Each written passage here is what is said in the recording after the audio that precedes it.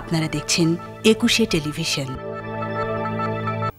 দুর্নীতিবাজদের নির্মূল করে সৎ ও ত্যাগীদের সমাজ ও রাজনীতিতে সুযোগ করে দেওয়ার আহ্বান জানিয়েছেন আওয়ামী লীগের সাধারণ সম্পাদক ও সেতুমন্ত্রী ওবায়দুল কাদের।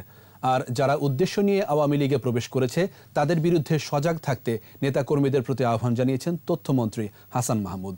প্রণব চক্রবর্তীর রিপোর্ট। দেশের খেলাধুলার জগৎ বা সদ্য প্রয়াত ক্রীড়া সংগঠক ও ফুটবলার বাদল রায়ের স্মরণ সভায় ভিডিও কনফারেন্সে যুক্ত হন আওয়ামী লীগ সাধারণ সম্পাদক ওবায়দুল কাদের। এ সময় ক্রীড়াঙ্গনকে রাজনীতির ঊর্ধ্বে রেখে সংস্কৃতি ও খেলাধুলা চর্চার আহ্বান জানান ওবায়দুল কাদের। বলেন, রাজনৈতিক অঙ্গনে নৈতিকতা, মূল্যবোধ ও সৌজন্যবোধ হারিয়ে যাচ্ছে।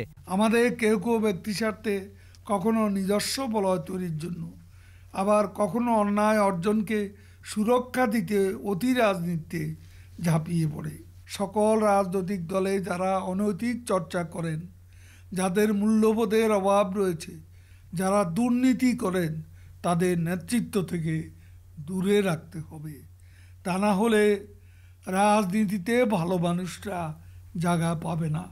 এদিকে বগুড়া ধূপচাচিয়া আওয়ামী লীগের ত্রিবার্ষিক সম্মেলনে ভিডিও কনফারেন্সে যুক্ত হন আওয়ামী লীগ যুগ্ম সাধারণ সম্পাদক ও তথ্যমন্ত্রী হাসান মাহমুদ। বলেন, দলের দুঃসময়ে হাল ধরে থাকা নেতাকর্মীদের মূল্যায়ন করতে হবে।